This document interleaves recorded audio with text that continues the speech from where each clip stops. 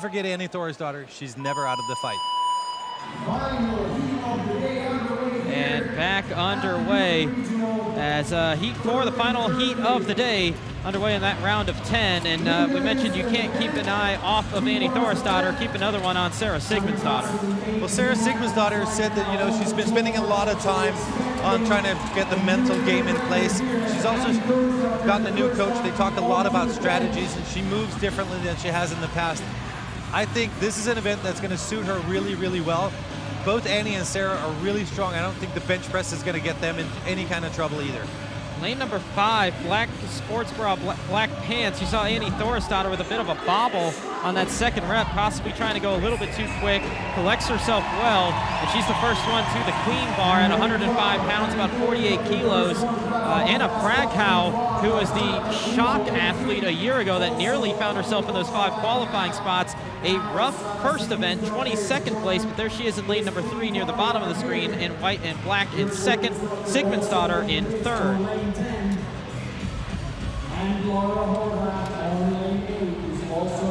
And so there are a couple of things that these athletes can keep in mind for a successful finish. It is not a sprint. What that means is that you need to make sure that you partition the work smart from the beginning, that you have a pace that is smart from the beginning so that you can add on in the later stages of the event. Technical excellence. Make sure that every repetition requires as little energy as possible, especially on the squat cleans. And the last thing to remember is avoid the no reps. If they get too many or no reps, and we've seen this in the past, standing up, dropping the elbows of the barbell before they come to full completion, that's going to take time, it's going to take effort, and that's the big decider. Is it a little too quick to talk about transition time? Because that was very noticeable, what we just saw coming out of that first round, the round of 10. Annie Thorisdottir runs to the deadlift bar after the first round. Sara Sigmundsdóttir, I don't think I've seen anybody doing a mall walk slower than she did to get to that deadlift bar. She definitely had that casual pace, and she continues to do so. Well, both Annie and Sara are experienced athletes, and they're perfectly aware of their capabilities. So I'm not too worried about it. But what we have seen in the past is it suits you very well to walk in between transitions in the early stages, and then start running a little bit later. Thorisdottir, first one to the clean bar in that round of 9. She's going to keep stringing them together. Not sure if it's going to be for all 9. She's got at least 3 now, 4, so it's a 3-rep lead for Thorisdottir over Sigmundsdóttir. Both of them in the top 5 in the point standings after our opening event. And that's 5 of the 9 reps complete before a quick break for Thorisdottir. Back onto the bar. Sigmundsdóttir continuing to move unbroken. And this may be exactly the reason, or this may be the biggest reason that you saw Sara Sigmundsdóttir walk as slowly as she did between the different movements.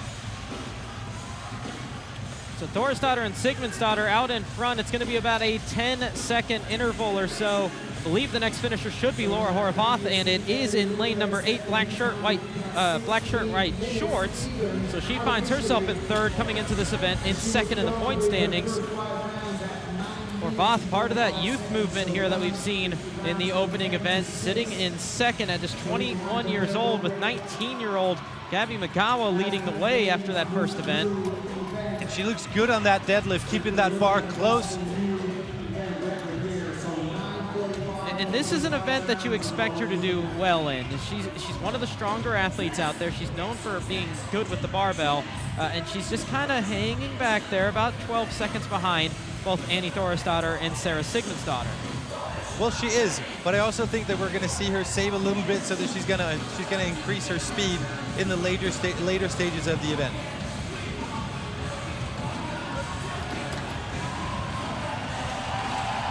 And side by side, it's been complete different pacing for the two of them, but it winds up at the same point in the round of 8 on the cleans, as Thorisdottir only about a half second ahead of Sigmundsdóttir. And Sigmundsdóttir seems to be cycling the squat cleans a little bit faster than Annie right now. It's interesting to see 2 completely different strategies and how they play out. Annie on the left, Sara on the right. Third place, Laura Horvath has made her way to the bar. So it continues to be about a 12-second interval, but Sara Sigmundsdóttir now finds herself in the lead for the first time. And still casually strolling back to the deadlifts. And it's no running anymore for Annie, as you see her taking that soft stroll over as well. And it may have been a strategy from Annie's point. Go out, go hard, then relax a little bit, see if you can kind of drag anybody into the deep end of the pool, and then kind of let off a little bit. Hey, there's a few people we're not going to question their pacing. Annie Thorisdottir is one of those people. She knows herself at this point very, very well. So Sigmundsdóttir back to the bench for 7 reps at 135 pounds, about 62 kilos. So it's Sigmundsdóttir 1, Thorisdottir 2, Horvath in 3rd, Kristen Holte will be in 4th. And really good fast reps here from Sara. Good lockout in the top.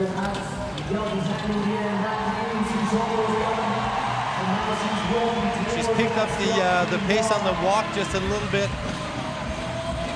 Now Annie's got to be careful on the right side of the screen. There she is taking a break on the set, but look at the arch on her back. That is legal as long as her butt stays on the bench and her feet stay on the floor, but she's kind of riding that line a little bit with that deep of an arch in her back. It is very, very close, but once again, the vantage point that we have and the judges, I'm pretty sure that the judges are having a conversation with her right now. So she walks her way to the bar, but Sara Sigmundsdóttir is opening up quite the lead as she's through the round of 7 onto the round of 6 at 6 minutes and 40 seconds.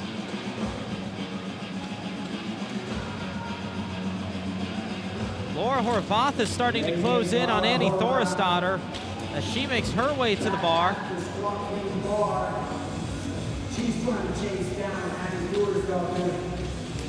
But it will continue to be the top 2 owned by the daughters here in this heat. Sara 1, Annie 2. Horvath only a couple of reps behind Annie, though. We're back to the bench press here with Sara. Looks decisive. And she makes it look so easy, but we've seen in the past that it's not necessarily an easy movement, and it is a challenging weight for these ladies. And smart, waiting just a little second before she racks the bar to make sure the judges are okay with the repetitions.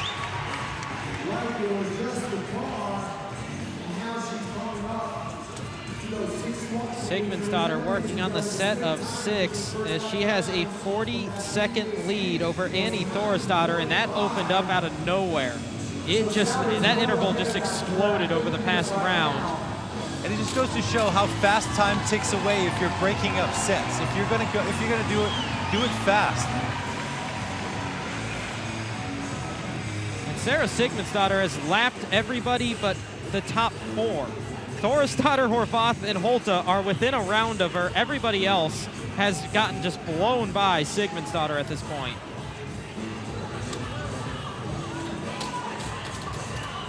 And she makes short work of those deadlifts as well. I like the composure. Love to see that. You know that she had a game plan walking in here, and she just sticks to it methodically. There's something that I remember at the East Regional as we watch this close race for second now. Horvath on the top of the screen, Annie Thorisdottir on the near side of the screen. But I remember a moment a couple of years ago with Katrin Davidsdottir where you just saw this look in her eye of something just flicked. And there was this confidence that you didn't see before in her. I just had that moment with Sara Sigmundsdóttir, seeing her sit there on the bench. She just had that killer instinct look that we've kind of seen it, but that was a look I've yet to see from Sara in that depth. Absolutely, I agree 100%. When we talked to her prior to at the check-in and the warm-up, she said that she's focusing a lot more now on quality than quantity in her training regimen. And it pays off, because quality is not just the quality of movement that we're seeing from her, which is good. It's not just the quality of how you put this work together. It's also the quality of a game plan and being able to stick with it. Sigmundsdóttir back to the bench in the round of 4. She's putting the finishing touches on this. She finished the round of 5 at 9 minutes and 28 seconds. Emily Lundberg might have a very short-lived top time at 16 minutes flat. And this might not be top time in the region. This could be top time in the world by the time we're done with the regional season. Sara is cruising. And you can see how far ahead she is, and still popping her hip, shrugging, dropping under the bar, fast elbows, in a good upright position so that she doesn't tax her lower back any more than she has to. About 2 minutes ago, I said there's 3 women she hasn't lapped, make it the entire field. Sara Sigmundsdóttir is on a tear here in event number 2. Thorisdottir continuing to hold up Horvath by just a couple of repetitions as they finish up round number 5. And at 10:46, Annie is through that round of 5. It is a minute 20 seconds the lead for Sigmundsdóttir over Thorisdottir. Another 10 seconds back to Horvath. It is incredibly impressive to see what Sara is doing right here. We were wondering to start when she was walking, is there a plan to this? And the answer is, yes, there is. It's apparently a very good plan.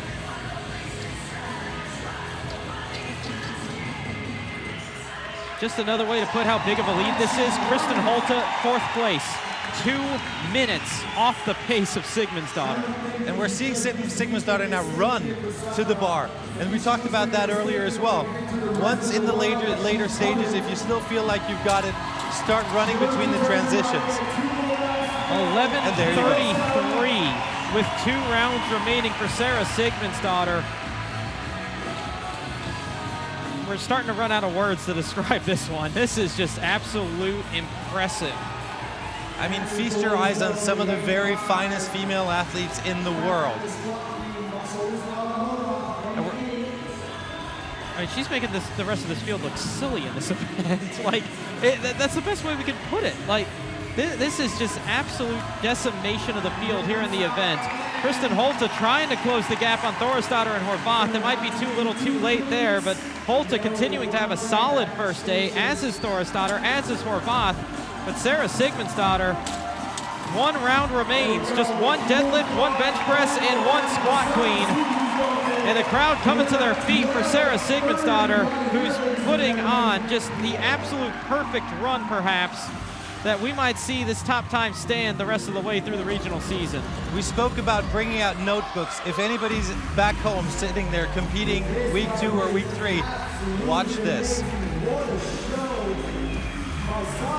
And for Sara Sigmundsdóttir, let's just call it now. It's about to be career regional event win number 7. 1 rep, all that remains, and it's an easy one. By nearly 3 minutes, Sara Sigmundsdóttir is back in Europe, and she is still the force she was before she left. She moves a lot better than I've seen her move in a long time. She's got a confidence and an air about her that should be scaring people worldwide right now. Laura Horvath has moved into the 2nd position. Annie Thorisdottir falling back to 3rd, and she's not far ahead of Kristen Holte, who once again is making that late push. And while we talk about Sara Sigmundsdóttir and how well she did in this event, it's only going to be worth 5 extra points over possibly Laura Horvath, who, oh, by the way, got 95 points in event number 1 as well. It's very impressive to see Laura Horvath go out there and look as fresh as she does right now. So she makes her way down the floor for what should be 2nd place. We're still 2 minutes away from the prior time to beat. 1 lane over from her is Gabby Magawa, who isn't far off this pace, doing a good job of protecting her points. And so right now, if you look, Annie on the bench press here again. And she was struggling to get that set of 2. That might put her in danger of being passed by Kristen Holte. But Thorisdottir still with enough of a lead. Here comes Holte behind her. And Holte has been cycling the barbell a little bit faster than Annie in the previous sets. That could be costly for Thorisdottir, trying to move back as she felt the pressure there from Holte. You have to advance the bar before you go back to the deadlift, so we're going to have a great race in the final round. Horvath is closing her final round. She'll take 2nd in the heat, 2nd place once again in the event at 14:49 unofficially. And that might be your points leader after day number 1. Meanwhile, the race for third, Thorisdottir and Holte. Thorisdottir extends the bench press first. She'll make her way back to the bar. Holte trying to transition down the floor a little bit quicker, but once again, too little too late for Kristen Holte. Thorisdottir will edge her out by only about a second and a half. So your top 4 in the heat will be the top 4 in the event. In the meantime, you saw a moment ago, Gabriella Magawa having some issues. She was grabbing her lower leg, and we've seen a few athletes with that struggle, especially after triple threes. But she's on her final round, looking like she's very likely to beat the time cap. But again, 3 athletes were able to finish this event in the earlier heats. Anna Fragkow has come across the line in 5th at 15:36. So your top 5 in the heat will stand as the event top 5. And Magawa is struggling with these calves. And we've seen several athletes run into that problem, cramping up. And that's bad when you're having a tough time extending your legs just to put your feet on the ground. And as we say that, Björk Odensdottir has been sneaking under the radar, and now here she is finishing up. That'll be good for 6th in the heat. Put her in 7th in the event. And Magawa, this crowd trying to get behind the 19-year-old.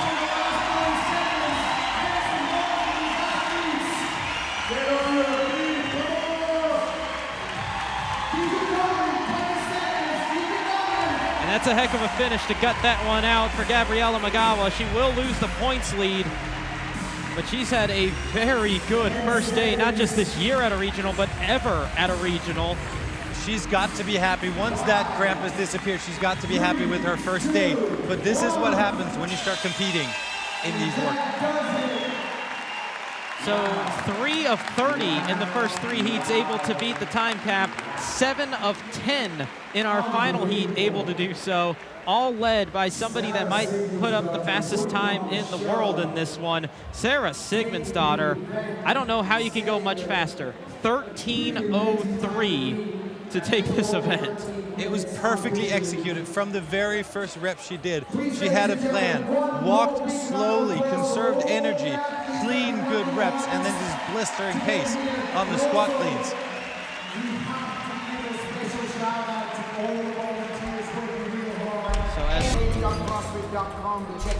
Sara, we watched you pull ahead in the early rounds, the 8s, the 7s, and you were sort of casually, calmly walking back to the bar. How was that a part of the overall plan? So my goal was to be like around 2 minutes with the first round. I looked at the clock and I was 1:23. I was like, oh shit. And then I just started walking and it just felt so good. So just kept my pace, and then 5-1, I just felt really good and just kept on going.